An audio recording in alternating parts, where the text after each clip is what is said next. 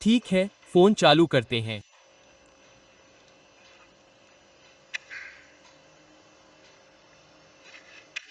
यह custom binary block क्या है?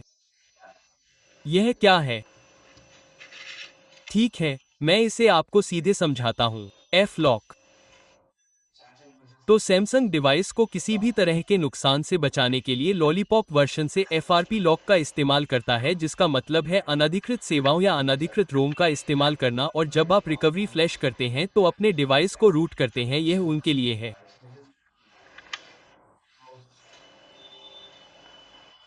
तो जब फैब लॉक चालू होता है और आप एफएल का मतलब है जब ये चालू होता है और आप अपने फ़ोन को बूट करने की कोशिश कर रहे होते हैं, तो ये केवल ये कहेगा कि यह आपको आपका लोगो दिखाएगा और फिर इसे बंद कर देगा। अगर आप इसे चार्जिंग पर लगाते हैं तो यह इसे भी बंद कर देगा। तो मेरे पास इसका समाधान है। 2-3 दिन पहले मेरे फ़ोन में ये समस्या आ गई क्योंकि मैं कस्टम रोम का परीक्षण कर रहा था और कुछ छोटी मोटी गलतियां हो गईं। आप जानते हैं कि कस्टम रोम को सी फ्लैश करने के बाद छोटी छोटी गलतियां हो जाती हैं और मेरे कुछ मॉड्यूल खुल रहे थे, मॉड्यूल सक्रिय हो रहे थे और मुझे रीस्टार्ट के बाद ये संदेश मिला। तो देखते हैं कि इस समस्या को कैसे ठीक किया जाए।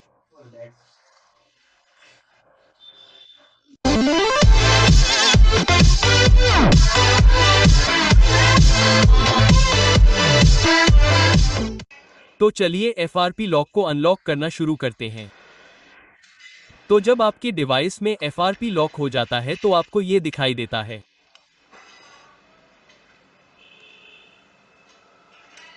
ठीक है, तो आपको डिवाइस को डाउनलोड मोड में डालना होगा या फिर आपको पावर बटन, होम बटन और वॉल्यूम डाउन बटन को एक साथ दबाना होगा।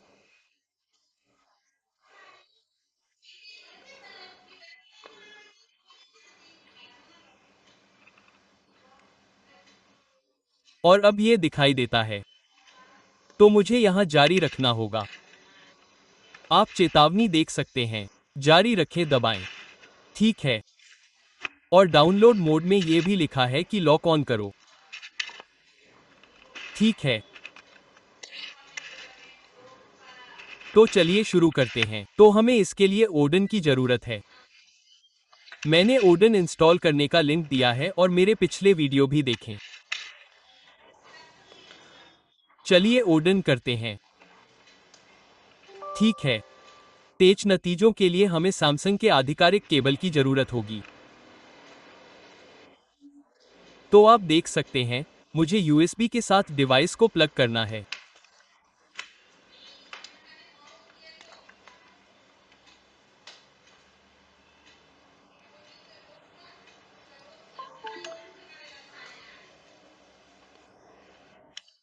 तो यहाँ ओडन ने डिवाइस को जोड़ दिया है। अब आप देख सकते हैं कि अगर आपका फर्मवेयर केवल एक फाइल है तो आप केवल इस एपी को चुन सकते हैं और यहाँ से आप चुन सकते हैं, लेकिन मेरा फर्मवेयर 4 फाइल वाला फर्मवेयर है। तो फर्मवेयर फाइल को उसी के अनुसार चुनें। तो एपी बूटलोडर सीपी और सीएस होता है। ठीक है,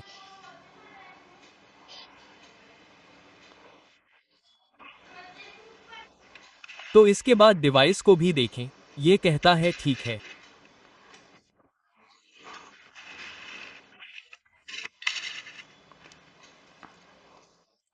तो जब हम स्टार्ट पर क्लिक करते हैं, ठीक है, अगर फर्मवेयर अपडेट शुरू नहीं होता है तो मैं आपको बताता हूं कि क्या करना है।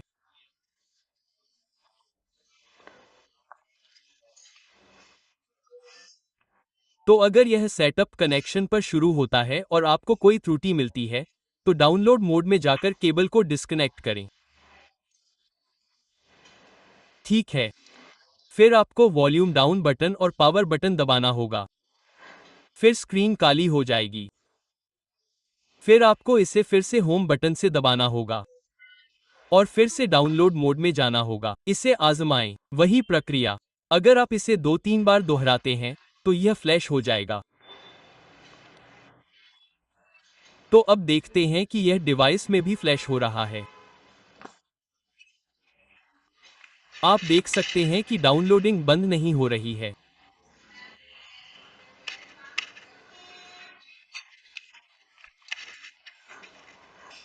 तो यह ओडन के साथ संभव है, और यह ओडन सेटअप इसलिए किया जाता है क्योंकि अगर आपका फोन सैमसंग कई 3 या Samsung smart switch, Amazon recovery या फर्मवेयर इनिशियलाइजेशन के साथ उपयुक्त नहीं है, तो यह सब इसलिए किया जाता है क्योंकि जब मैं एसएन नंबर और अपने डिवाइस की जानकारी दर्ज करने जा रहा था, तो सैमसंग स्मार्ट स्विच तो ये कह रहा है कि आपका एसएन नंबर मेल नहीं खा रहा है, या कुछ ऐसा कहकर पॉप अप करता है।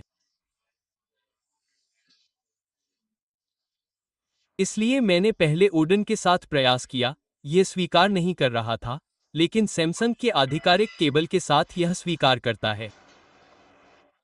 तो इस तरह से आप एफआरपी लॉक को चालू या बंद कर सकते हैं। और ठीक है, एक और बात मैं नोट करने जा रहा हूं। तो जब आप एक कस्टम रोम डाउनलोड करते हैं तो सबसे पहले डेवलपर ऑप्शन पर जाएं और ओईएम अनलॉक को अनुमति दें। तो यह उन सभी सैमसंग उपयोगकर्ताओं के लिए है जो एफआरपी लॉक पर अटके हुए हैं। इसलिए डेटा के नीचे आने का इंतजार करें। कहता है कि कुछ भी बंद न करें या केबल को न निकालें। यह आपको आपातकालीन रिकवरी में ले जा सकता है, और स्मार्ट स्विच भी मेरे डिवाइस को सपोर्ट नहीं करता है। तो कुछ डिवाइस हैं जो सपोर्ट नहीं करते हैं, तो ये रहे। अब हम यहां आसानी से बूट कर सकते हैं। देखिए, अब हमें कोई साइन नहीं मिलता है और अब ये शुरू हो गया है और अब आपका डिवाइस बूट होगा। मैं आपको दिखाता हूं।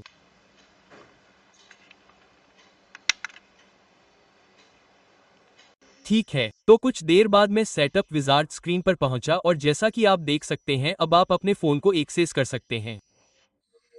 तो ठीक है, यह मैसेज तब आता है जब आप अपने डिवाइस की फैक्ट्री 84 सेटिंग्स को रीसेट करने का एक और प्रयास करते हैं और वाईफाई से कनेक्ट करते हैं। तो आपको अपना वाईफाई कनेक्ट करना होगा और अपना ईमेल एड्रेस डालना होगा जिसका आपने इस्तेमाल किया था। ठीक है, तो मैं सब छोड़ देता हूँ। ठीक है, तो मैंने अपना फ़ोन सेट कर लिया है और मैंने अपना गूगल अकाउंट जोड़ लिया है। तो फ़ोन सेट करने के बाद आपको डिवाइस के बारे में जाना होगा। ठीक है, और आपको बिल्ड नंबर के लिए डेवलपर ऑप्शन को 7 बार अनलॉक करना होगा। वापस जाएं और आप वापस जाएं तो आपको डेवलपर ऑप्शन दिखाई देंगे। अब ओईएम अनलॉक। तो अब आपका अनलॉक अनलॉक हो गया है। और अगर आपको कोई एरर मिलता है तो चिंता न करें। कृपया नीचे कमेंट सेक्शन में कमेंट करें, और अगर यह वीडियो आपके लिए मददगार या जानकारीपूर्ण है तो इसे लाइक करें, और कृपया आप मुझे सैमसंग डिवाइस पर कुछ वीडियो बनाने का अनुरोध भेज सकते हैं। मैं निश्चित रूप से ऐसा करूंगा। अभी मेरे पास केवल 2 सैमसंग डिवाइस हैं, तो मैं उन पर परीक्षण कर सकता हूं। मैं बाद में कुछ स्टॉक हुई एंड्रॉयड डिवाइस लेने की योजना बना रहा हूं। तो धन्यवाद और कृपया सब्सक्राइब करें।